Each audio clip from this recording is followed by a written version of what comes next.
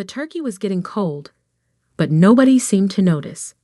My entire family was too busy dissecting my life failures for the 100th time this year.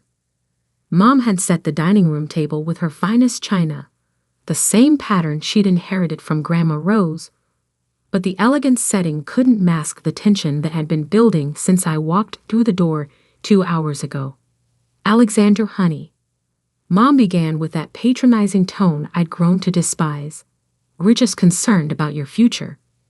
32 is still young, but you can't keep living in that tiny apartment forever, working on these creative projects."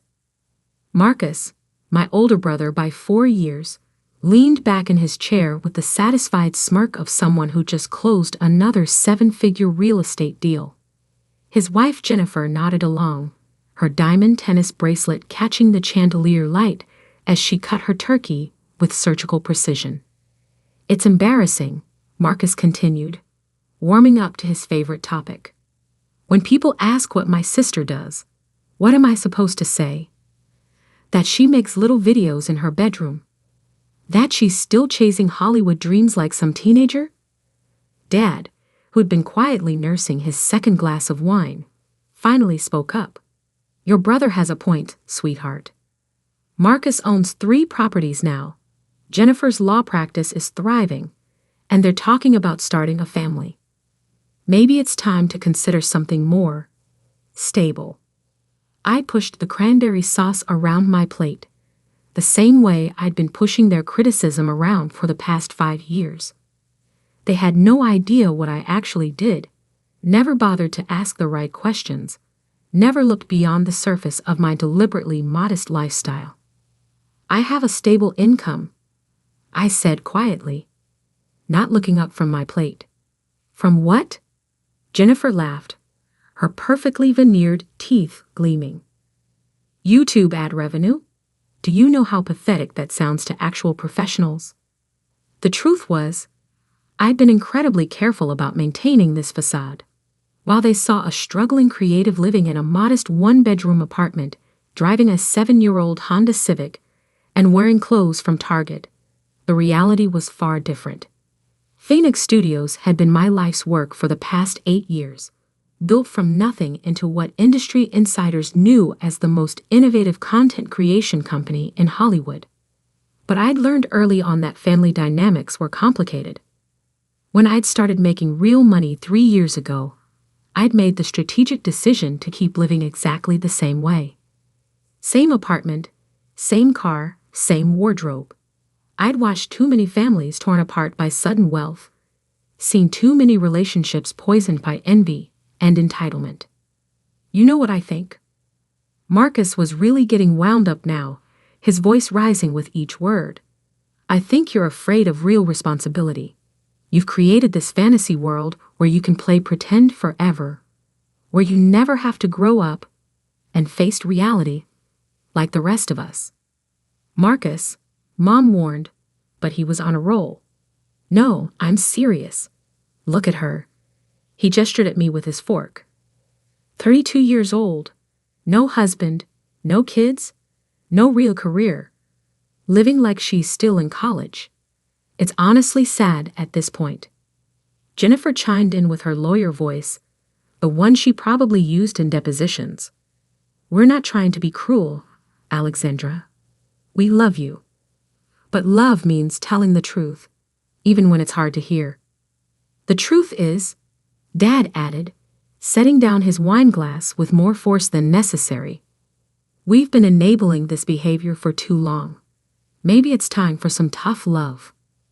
I felt the familiar knot forming in my stomach, the same feeling I'd had every Thanksgiving, Christmas, and family gathering for the past several years. The assumption that because I chose to live modestly, I must be struggling.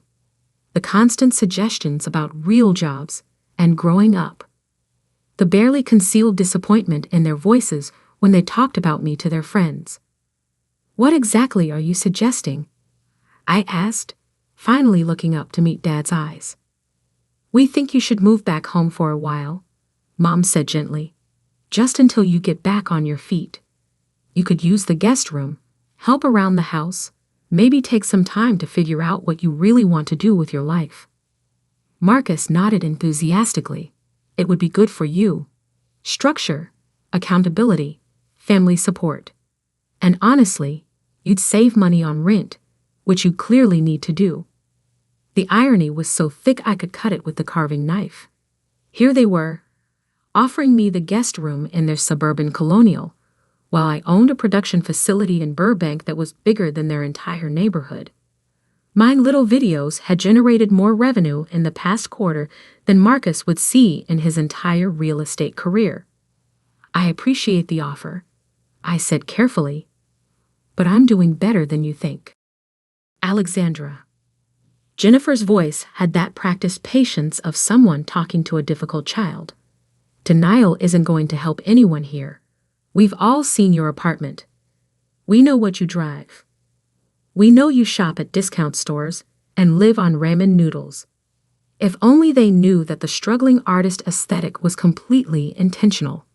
The apartment was modest by choice, not necessity.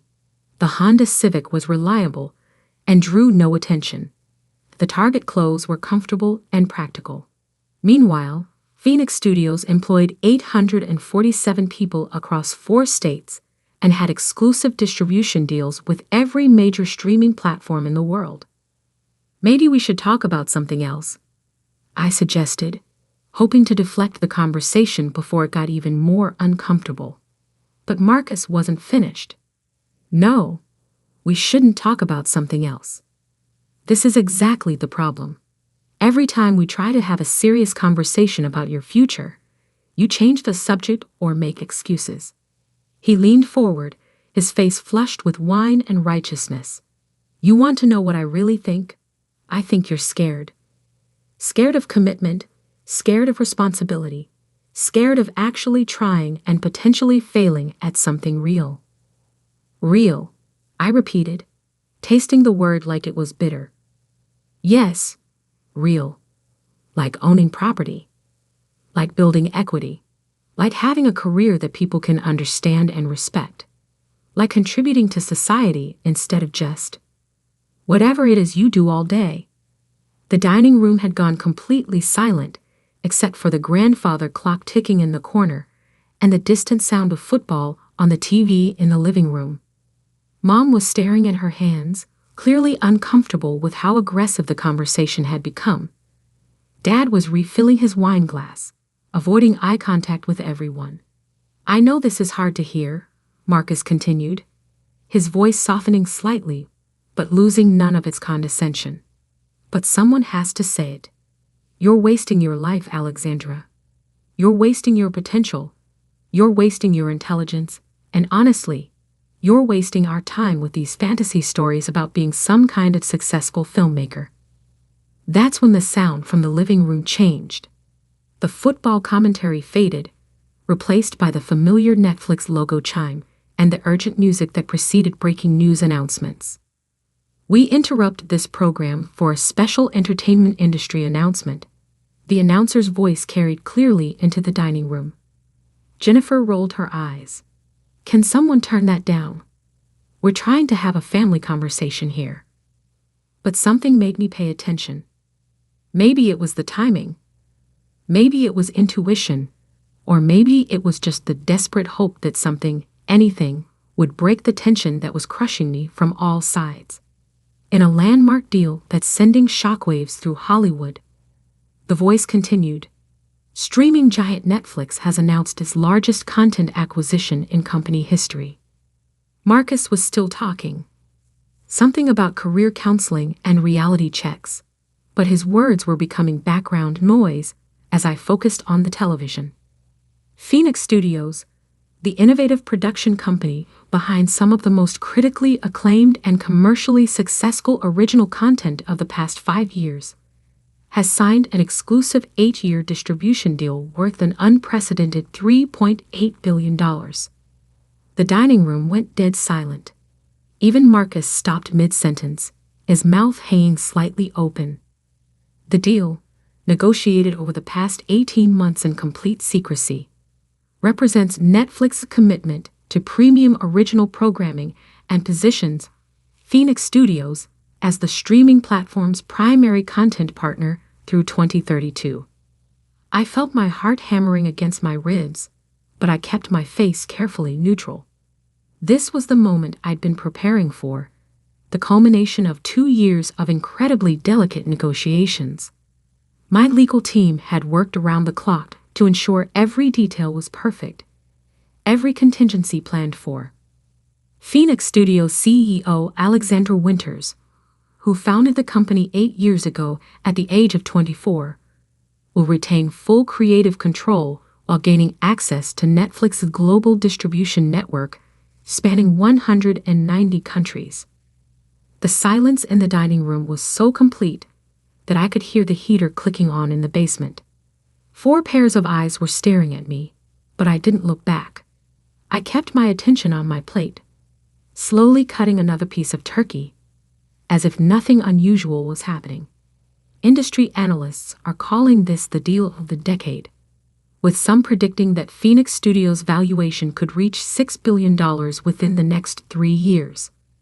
The agreement includes provisions for theatrical releases, international co-productions, and innovative interactive content that could revolutionize how audiences consume entertainment.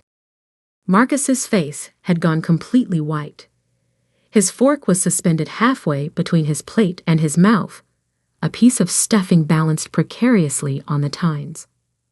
Winters, who has been notoriously private about her company's operations, released a brief statement saying she's thrilled to partner with Netflix in bringing groundbreaking stories to audiences worldwide. The announcement has already sent Netflix stock up 12% in after-hours trading. Mom's hand was pressed against her chest, her breathing shallow and rapid.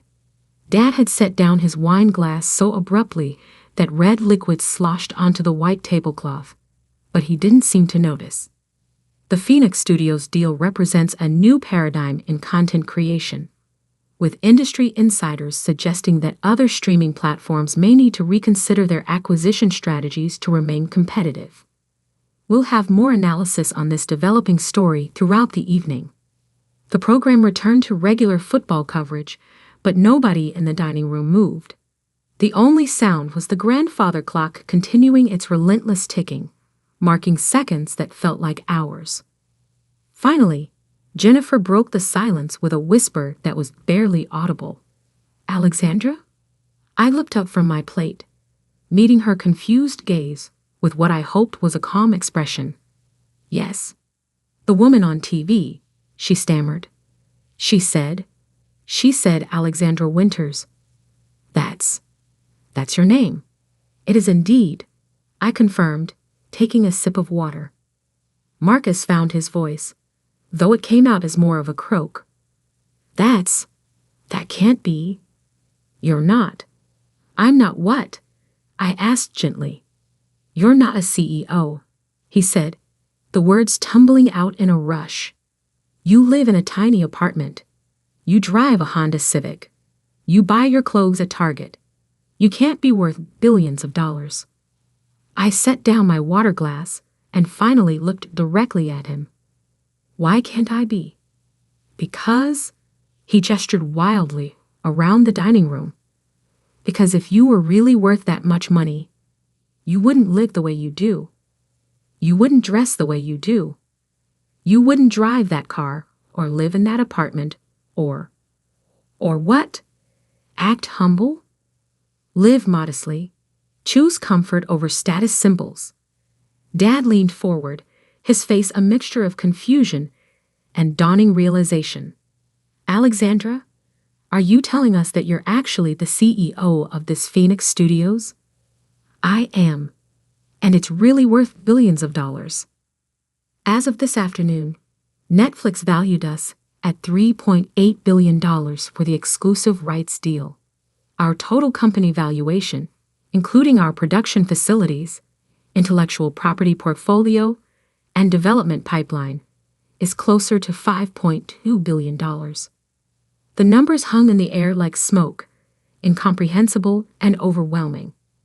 I watched my family struggle to process information that completely contradicted everything they thought they knew about me.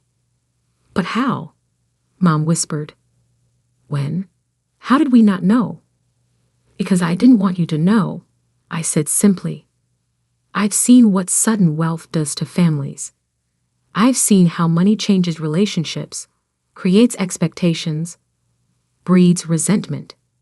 So I made a conscious choice to keep living exactly the same way I always had.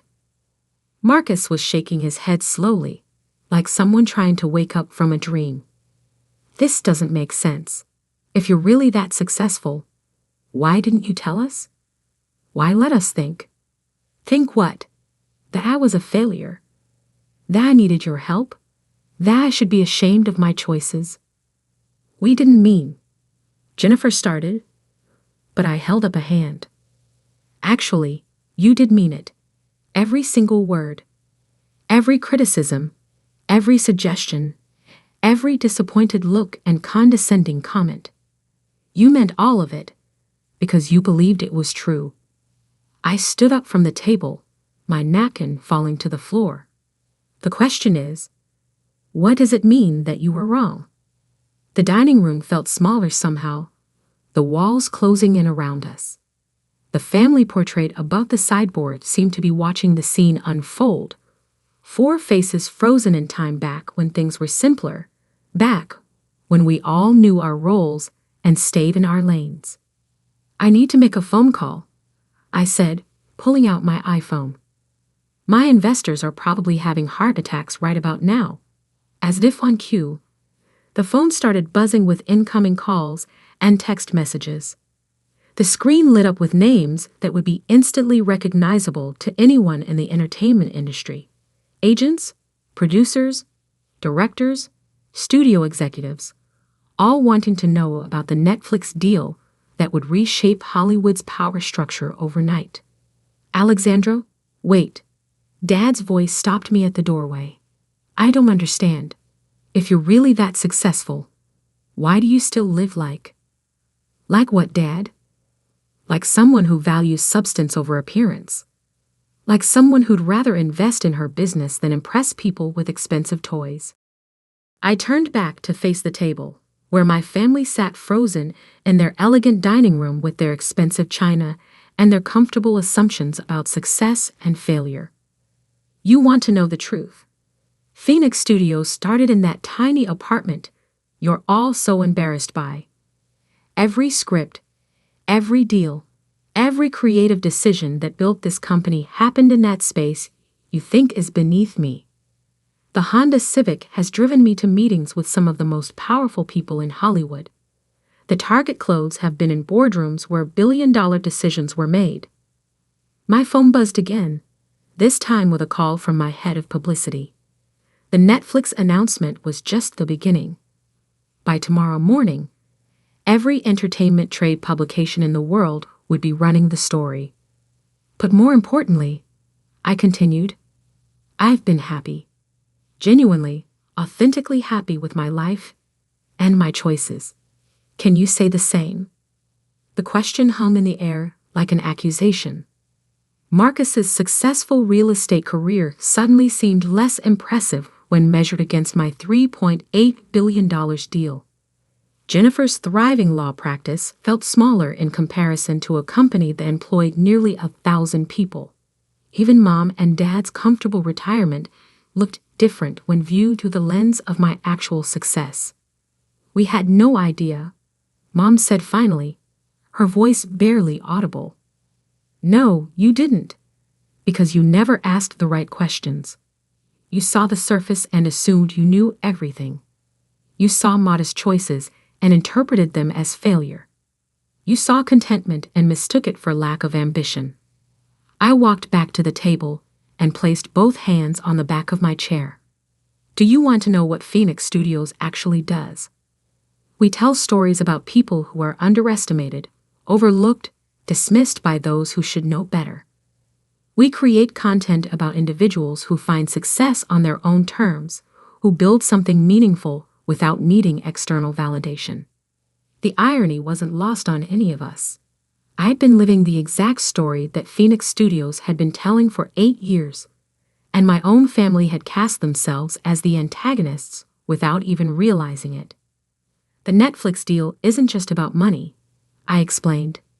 It's about having the resources and platform to tell those stories on a global scale, to show audiences around the world that success doesn't always look the way people expect it to.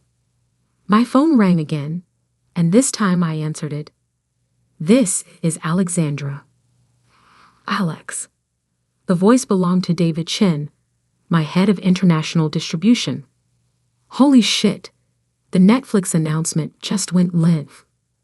My phone hasn't stopped ringing. We've got calls from Amazon, Apple, Disney, HBO Max. Everyone wants to know if we're taking on additional projects.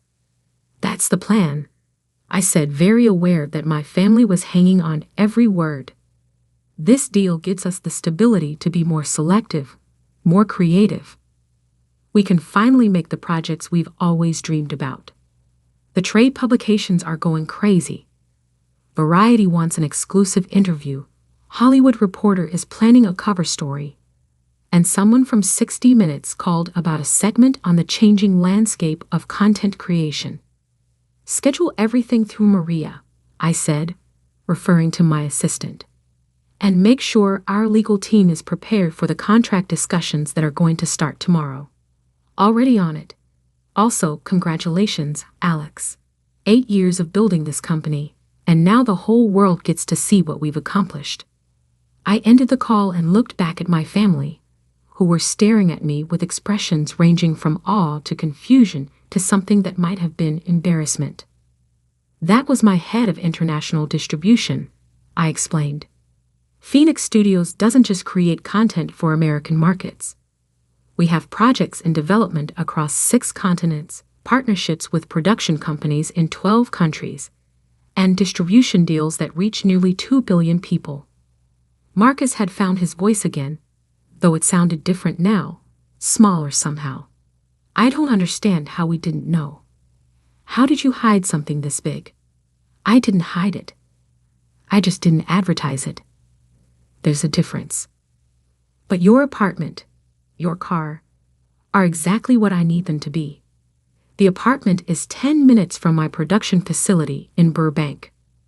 The car is reliable and gets excellent gas mileage. The clothes are comfortable and professional. None of those choices were made out of necessity. They were made out of preference. I sat back down at the table, suddenly feeling exhausted. The adrenaline of the Netflix announcement was wearing off, replaced by the complex emotions of watching my family recalibrate their entire understanding of who I was. I need you all to understand something, I said slowly. This isn't about proving you wrong or making you feel bad about your assumptions. This is about the fact that you never really saw me at all. Mom's eyes were filling with tears. Honey, we love you. We've always loved you. I know you love the idea of me, but you've spent years trying to change me into someone different, someone who fit your definition of success. You never considered that maybe I was already successful, just not in ways you recognized. The grandfather clock chimed 8 o'clock, its deep bronze tones echoing through the dining room. Outside, it was fully dark now, and the neighbors' houses glowed with warm yellow light. Families were finishing their own Thanksgiving dinners, probably having their own complicated conversations about success and failure, about expectations and reality. What happens now? Dad asked quietly. Now I go back to my life, I said. Phoenix Studios has a $3.8 billion deal to execute, which means the next 18 months are going to be incredibly intense. We're going to be creating more content than we've ever produced, working with bigger budgets and higher stakes than we've ever experienced. Could we visit your studio sometime? Jennifer asked hesitantly. I studied her face, looking for signs of genuine interest versus simple curiosity about my newfound wealth and status. Why do you want to visit? Because I realize I don't know anything about what you actually do, and I'm sorry about that. I'm sorry we made assumptions. It was a start. Not a complete transformation, Not an instant healing of years of dismissal and condescension, but a beginning. The studio runs tours for industry professionals and investors, I said. I could arrange something if you're genuinely interested in understanding the business. Marcus leaned forward. Would it be possible to? I mean, could we see some of the projects you're working on? The things that will be on Netflix? Some of them. The projects that aren't under strict confidentiality agreements. My phone buzzed with another text message. This one from my business manager. The Netflix announcement had triggered a series of financial reviews and portfolio adjustments that would need my attention over the next few days. Success at this level wasn't just about creative fulfillment. It was about managing complex business relationships and massive financial responsibilities. I should probably head home, I said, standing up again. Tomorrow is going to be chaotic, and I need to prepare for a lot of very important conversations. Of course, Mom said quickly. But Alexandra? Could we try to do better? As a family, I mean, could we start over? Maybe get to know who you really are. I looked around the table at the 4 people who had raised me, supported me, and simultaneously underestimated me for the better part of a decade. They weren't evil people. They were just people who had made assumptions and stuck to them long past the point where those assumptions made sense. I'd like that, I said honestly. But it has to be real. No more interventions about my life choices. No more suggestions about what I should be doing differently. No more treating me like someone who needs to be fixed or saved. Deal, Dad said immediately. And no sudden expectations about money or lifestyle changes. I'm still going to live in my apartment, drive my Honda, and shop at Target. Success didn't change who I am. It just gave me more resources to be myself. We understand, Marcus said, though I wasn't entirely sure he did yet. I walked around the table, hugging each of them goodbye. The embraces felt different now, charged with new understanding and the promise of more honest relationships going forward. As I drove home in my 7-year-old Honda Civic, my phone continued buzzing with calls and messages from the entertainment industry elite. The Netflix deal would officially transform Phoenix Studios from a well-respected production company into a major Hollywood power player, but more importantly, it would give me the platform to tell the stories I'd always believed needed telling. Stories about people who succeed quietly, who build empires in apartments and boardrooms alike, who choose substance over spectacle and authenticity over appearance. Stories about families who learn to see each other clearly, perhaps for the first time. I pulled into the parking lot of my modest apartment complex, the same building where Phoenix Studios had been born 8 years ago, in a spare bedroom that doubled as an office. Tomorrow, the entertainment world would be calling me an overnight sensation, a sudden success story, a Cinderella narrative of dreams coming true. But I knew the truth. This hadn't been overnight or sudden or magical.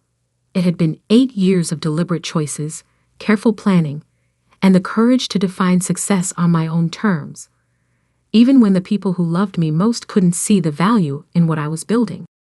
The Netflix deal was just the beginning. Phoenix Studios was about to enter a new phase of growth and influence, with the resources to tell bigger stories and reach wider audiences than ever before. But at its core, the company would remain exactly what it had always been. A place where underestimated people could tell their stories and be seen, finally, for who they really were. As I climbed the stairs to my apartment, I thought about next Thanksgiving dinner. It would probably be different this time, with new dynamics and deeper conversations. Maybe we'd even have it at my place for once, in the modest apartment where billion-dollar deals were born and authentic success was quietly built, one story at a time.